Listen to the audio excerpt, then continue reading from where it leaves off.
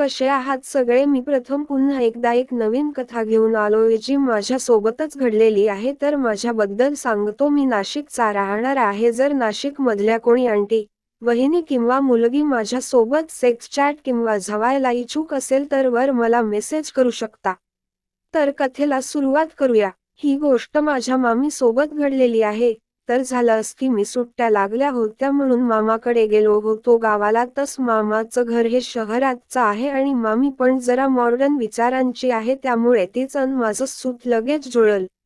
तर झालं की मी मामाकडं बऱ्याच वर्षांनी गेलो होतो. मी लहान होतो तेव्हा जास्त जायचो, पण जस वय वाढत तस मामाकडं जाणे कमी झालं. त्यात मामीच्या मी जास्त अंगावर होतो लहानपणापासून. पण ह्यावेळी जरा गंमत वेगळी होती, कारण मी आता मोठा झालो होतो आणि जसा मी मोठा झालो होतो तसाच माझा लवडा देखील मोठा झाला होता.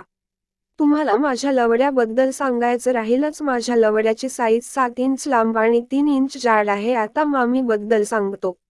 मामी तशी दिसायला निमगोरीच होती. भरलेलं शरीर, 36चे बॉल, 38ची गांड, 38 एक वय असेल, पण तिने 29च्या मुलीप्रमाणे जपल होत स्वतःला. एकदम कडक माल होती. कोणाचं पण पाहून पाणी निघल जागेवर अशी होती. तर आता मी गोष्टीला सुरुवात करतो.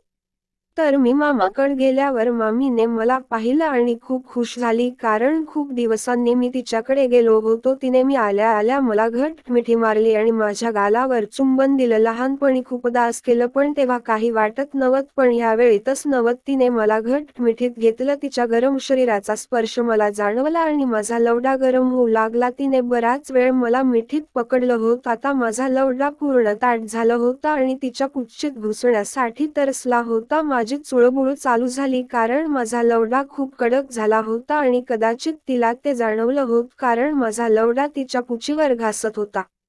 ती सुद्धा बहुतेक गरम झाली असावी, कारण तिने माझ्या कानाजवळ येऊन हळूचा असा एक सुस्कारा सोडला आणि हळूच कानात बोलली, "मामी." प्रथम खूपच मोठा झाला रे, आणि तोंडाने आवाज करत होती, भारी वाटत आहे, जोरात कर, थांबू नकोस, झवून फाडून टाक माझी पुच्ची." तसा मी स्पीड वाढवला आणि जोरजोरात हिसके देऊ लागलो. मी लवडा बाहेर काढला आणि मामीला घोडी व्हायला सांगितलं. तशी मामी लगेच घोडी झाली. मग काय झालो, मी पुन्हा एकदा स्वार. पूर्ण रूममध्ये आमच्या झवळण्याचा आवाज घुमत होता. लवडा मामीच्या गांडीवर आदळत होता. सगळ्या रूममध्ये आवाज येत होता. फटफट. मामीची पुच्ची खूपच पाझरत होती, त्यामुळं पच आवाज सुद्धा यायला लागला होता. 10 मिनिटं झवल्यावर मी लवडा बाहेर काढला आणि मामीला 69 मध्ये यायला लावलं. आता माझा लवडा तिच्या तोंडात होता आणि तिची पुच्ची माझ्या तोंडात. खूप वेळ चोखल्यानंतर मामी पुन्हा एकदा झडली होती. आतापर्यंत मामी 2 वेळा झडली होती, पण माझं झालं नव्हतं. आता मी मामीला माझ्या अंगावर बसायला लावलं.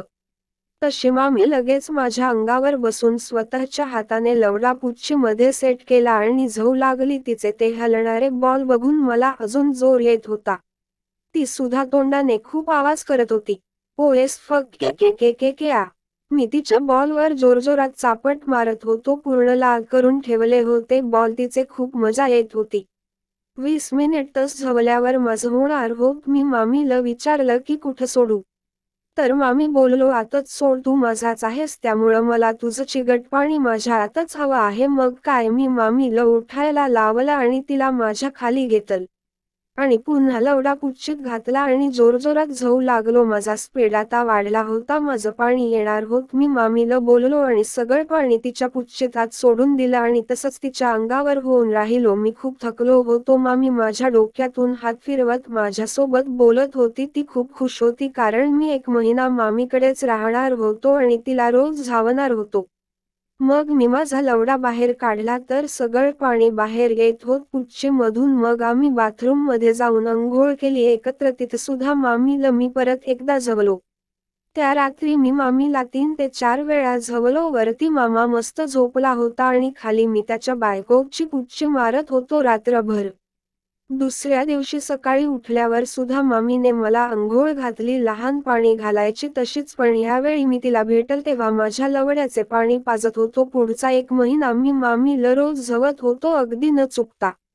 तर कशी वाटली मित्रांनो गोष्ट, मला नक्की कळवा. चॅनेल लाईक करा, शेअर करा, सबस्क्राईब करा. धन्यवाद.